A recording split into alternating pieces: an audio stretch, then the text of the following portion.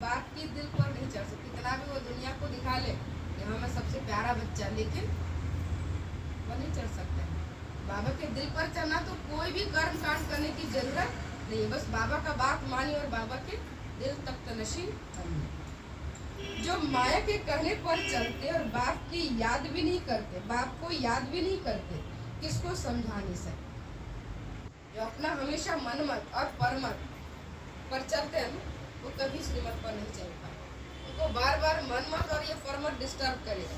कभी आप देखेंगे ना, बहुत लगन आएगा ना तो तुरंत डिस्टर्ब करने वाला कोई ना कोई मिल जाएगा। कहेंगे क्या रोज रोज एक ही चीज सुनना जाएगा, वही रोज आत्मा परमात्मा तो बताते हैं। तो डाल दिया उन्होंने पिन, तुरंत दोबारा खुश। तो क्या कहता, हाँ अब हम इतना सुन लिए कि अब हमको जरूरत नहीं। क्या ऐसा है?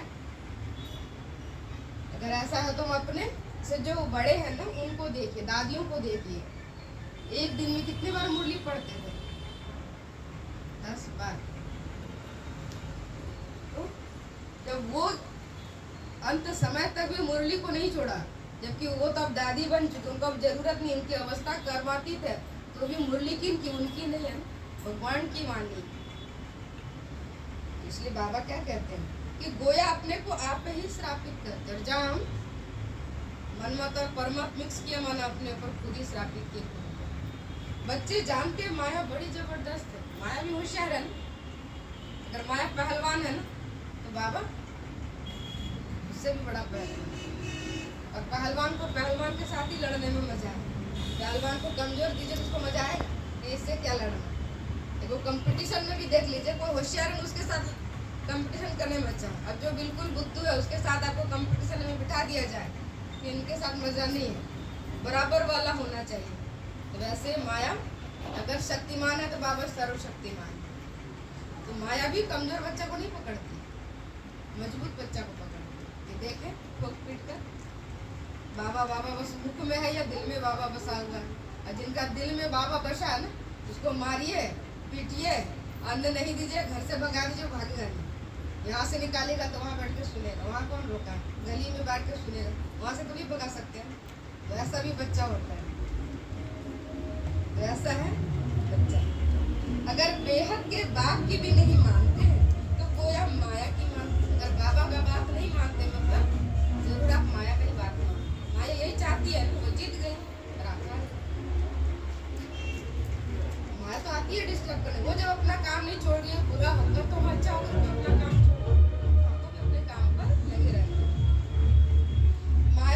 हो जाते। कहावत है प्रभु की आज्ञा सिर माथे। ये भक्ति में कहते थे, अभी प्रैक्टिकल में करने का समय आया। भगवान की आज्ञा सिर माथे माने सबसे ऊपर। अपना नुकसान भले हो जाए उसका हमको गम नहीं हो, तो इसी जन्म का नुकसान है। अगर भगवान की बात का नुकसान हो गया तो 21 जन्मों के लिए हम नुकसान कर लेंगे, वो तो फिर भी भर लेंगे, भरपाई हो जाएगा। होता ही नहीं होता, बिजनेस में भी चढ़ाव उतराव तो होता ही है। आज नफा तो कल नुकसान हो जाता है, लेकिन यहाँ एक बार नुकसान तो पूरे कल के लिए बन गई है। इसलिए बाबा कहते हैं कि प्रभु की आज्ञा सिर माथे। सबसे पहले भगवान की बात आप मानिए, भगवान आपका हर वो दरवाजा खोल देगा, लेकिन दिल साफ, तभी मुराद हासिल होगा। अगर स्वार्थवश कि ये करेंगे तो ये हो जाएगा, वो भक्ति वाला सिस्टम नहीं कि मन में आसे कि ये करेंगे तो वो हो जाएगा, नहीं। मेरा दिल का प्यार बाबा के साथ है, तो बाबा जो कहे, जब कहे, जैसे कहे, हम एवर रेडी है। कराने वाला बाबा कराएगा जैसे कराना होगा, हम पीछे नहीं हटे। तो बाप कहते बच्चे पुरुषार्थ कर बाप को याद करो तो माया की गोद से निकल प्रभु की गोद में आ जाएंगे। इस प्रभु की गोद में नहीं, लेकिन भगवान की गोद में। और भगवान की गोद में जब बैठते हैं तो भगवान की गोद में बैठते तो नींद आती है। सत्संग सुनने में लोगों को नींद क्यों आती है? बाकी समय कभी चुगली कीजिए, अभी देखिए सबकी आंख खुल जाएगी। या कोई जीवन का अपना अनुभव सुना है तो सबकी आंख, हर एक का जीवन का जो आप बीती है ना वो सुनने का बहुत मन होता है, बहुत इंटरेस्टेड होते नहीं होते हैं। लेकिन जहाँ सत्संग भजन चल रहा है तो धीरे धीरे आंख बंद क्यों? क्योंकि सभी तनाव से फ्री हो जाते हैं। ऐसा लगता है भगवान की गोद पर बैठ गए। और बच्चा जब माँ बाप की गोद पर बैठा निश्चिंत हो जाता तो नींद आता, सुकून। यहाँ जो सुकून मिलता है वो कहीं नहीं, तो सुकून के कारण नींद आ जाती है, कोई तनाव ही नहीं। और वही मखमल के गद्दे पर नींद का गोली लेके सो रहे तो अनुभूति करके बैठ रही है। माहौल इसी चीज के लिए बना हुआ है, सुकून वाला। यहाँ आते टेंशन गेट के बाहर, वो नहीं आता है ना आपके साथ। बाप तो बुद्धिवानों का बुद्धिवान है, बाबा से ज्यादा बुद्धि है किसी को? यहाँ बुद्धि देने वाले बहुत है, लेकिन हमको उनका बुद्धि का हमको काम नहीं है। वो अपना बुद्धि से अपना जीवन चलाए, लेकिन हमको भगवान जो कहता है बस उनके श्रीमत प्रमाण चलना, भगवान की बुद्धि से चलना।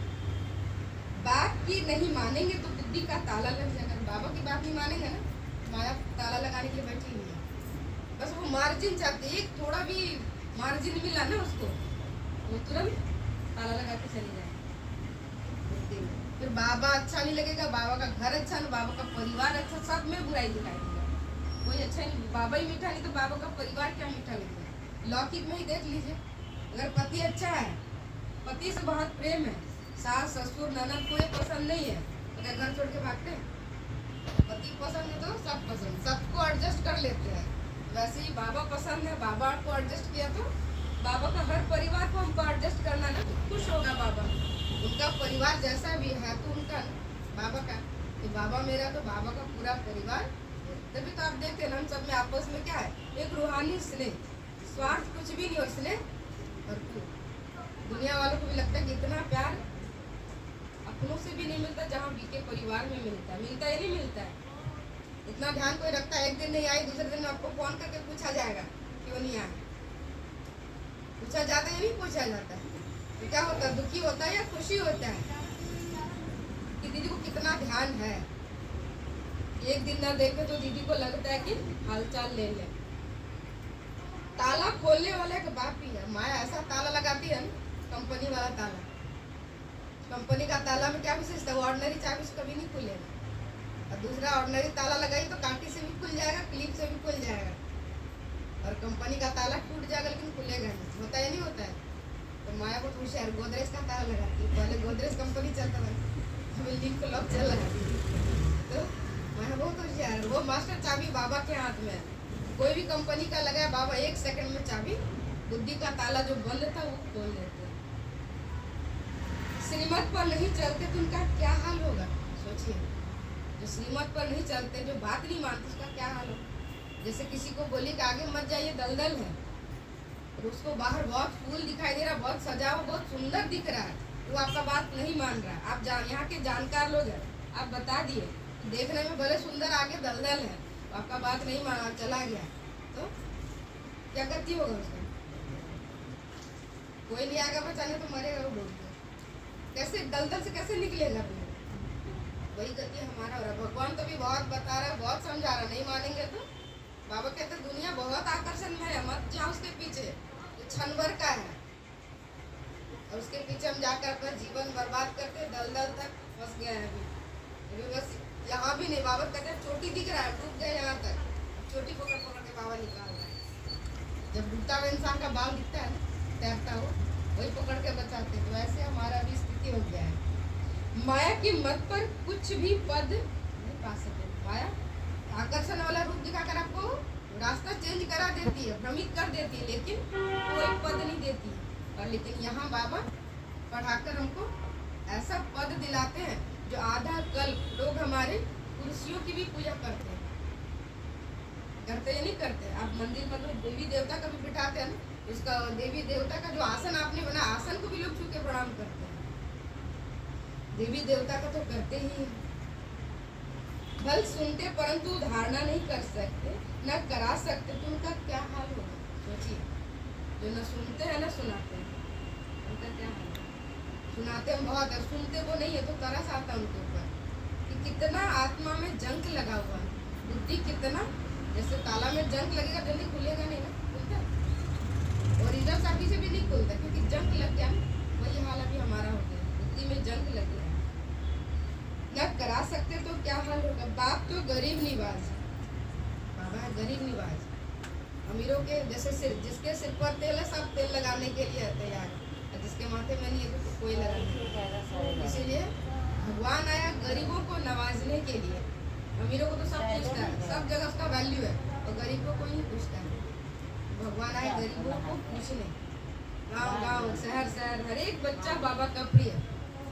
देखते हैं बाबा को कैसे कैसे बच्चे प्रिय, जो साधारण है, जो बिल्कुल नहीं पढ़े लिखे वो ज़्यादा प्रिय हो, क्योंकि उनका एकदम बिल्कुल साफ सुथरा है। बहुत ज़्यादा पढ़े हो तो कहते ये शास्त्र में ये लिखा है, ये किताब में वो लिखा। वो इतना ज़्यादा किताब पढ़े लिखे होते हैं ना, उनके बुद्धि में बस किताब का ही ज्ञान, किताबी ज्ञान। और जो साधारण बच्चे हो कुछ पढ़ा ही नहीं है, बिल्कुल ब्लैंक, जो छापिए छप जाएगा।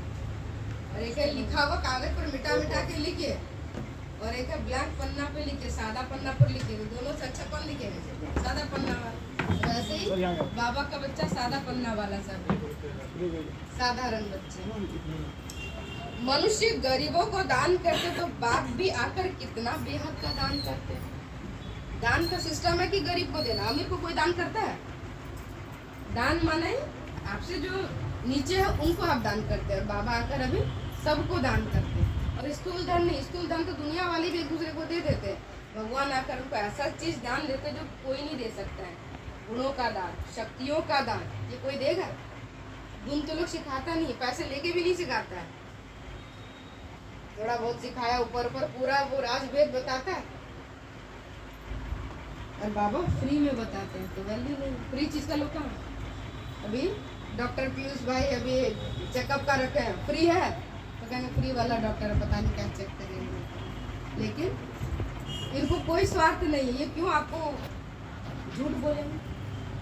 इनका अपना उसी में तो कमाई है, अपना ही कमाई करने में सब लगे हैं।